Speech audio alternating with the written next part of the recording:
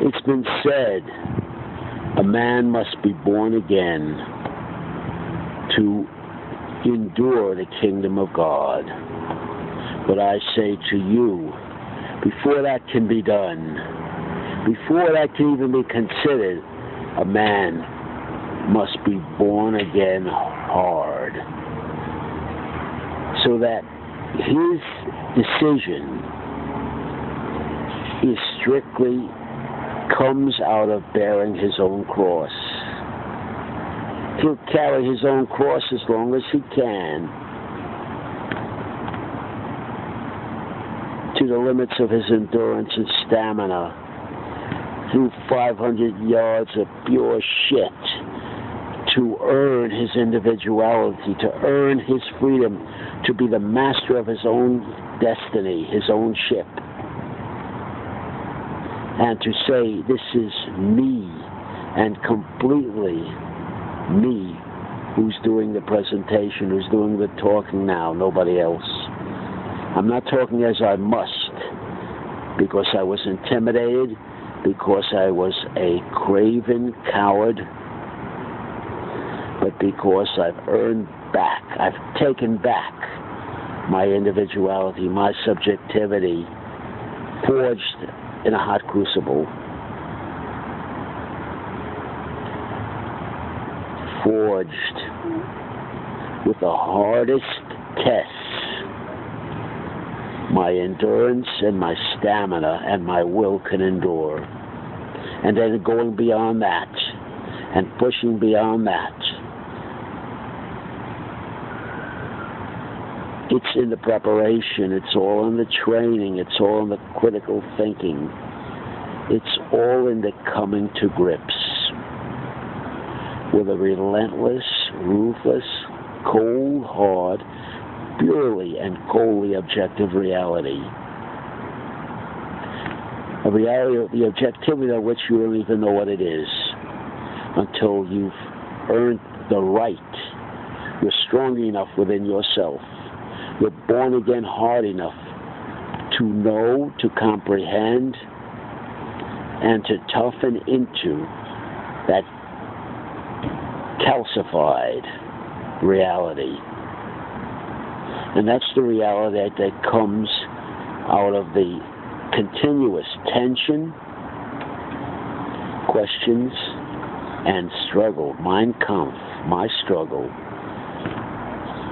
to win myself.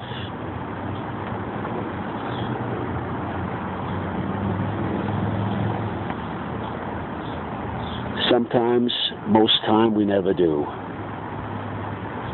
It takes a lot of preparation, a lot of skill, a lot of self-prosecuting, continuously, ruthlessly, objectively,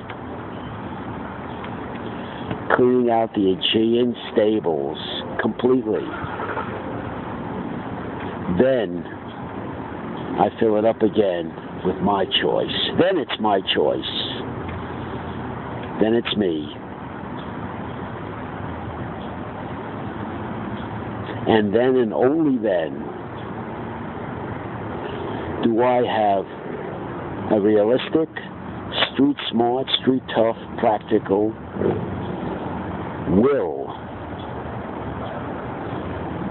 to choose in the only sense that freedom matters what I will or will not do with a remedy for eternity, which is Jesus Christ.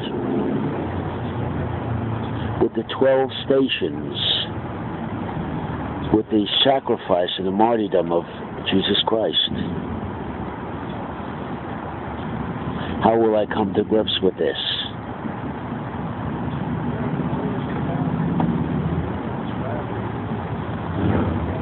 It's not putting up a stiff will against this eternal judgment. You see, the problem comes we all want to be gods. That's the whole difficulty. Nobody can face the end of their existence. ruthlessly and objectively, with all that entails. Nobody can. The only way you can face it is with your alibis, with your myths, with your illusions and delusions and hallucinations and wishful thinking for the future. But when you've won back from that hot crucible, you've earned back your own individuality, your own will, your own power, it becomes an entirely different phenomenon. Now your eyes are opened. Now you understand there are no guarantees. The promise of eternity, of heaven, hell, is only by faith, if you believe it. But I submit you can't come to that crossroads without being born again, born again hard, and being your own man. It won't work. You're fooling yourself. So I think there's a lot of unfinished business to be taken care of in Caesar's world. The only problem is the monkey on the back. You never know when you're going to die. It comes like a thief in the night. You never know when, you never know how, for the most part. Some do. So basically, if you want to be like Elvis Presley, you cover all your bases. You wear the Star of David, the crucifix, the cross, Eastern religion, Buddhism, and so forth. Because you don't want to miss heaven on a technicality. But Elvis didn't realize he's in a terrible contradiction.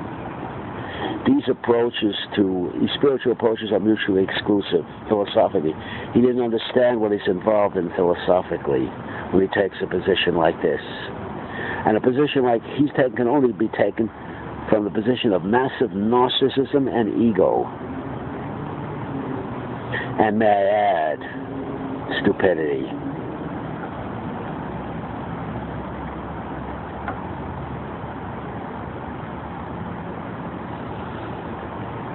Freud got it right.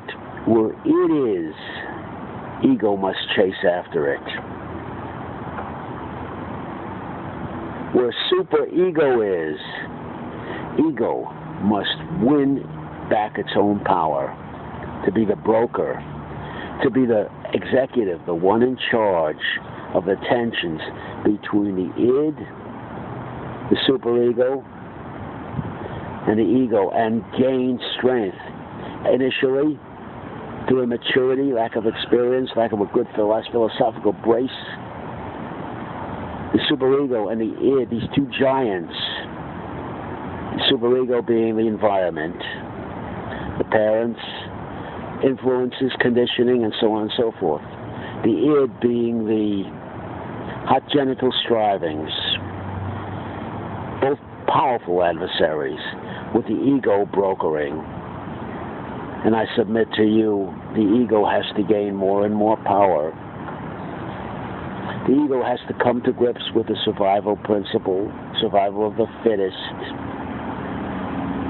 The ego has to come to grips with the greed principle, what's in it for me, and deal in a position of power and practically being hardened and informed from a street-smart, practical perspective.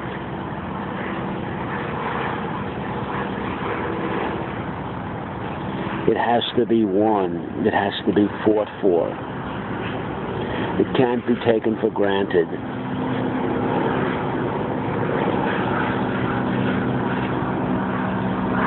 You have to continuously prove it to yourself. And you have to continuously put your gains, what you've learned, in testable terms, in simple testable terms, experimental terms. You can check it out, you can test it, you can question it again and again, and re-schematize it again and again. It never ends. That's the tensions. And out of this continuous battle, you take back your individuality, your will, and ultimately your destiny. I don't see any other way to do it. I don't see any shortcuts to that process. I don't see any ways to make it easier, to make it more comfortable, to make it more certain. And it's this sense, in this sense only, that you can say, no guarantees, results may vary, because it's the future. Nobody can predict the future. Nobody has a crystal ball. That's why I'm saying that. Now let's get to work. We've got a lot to do.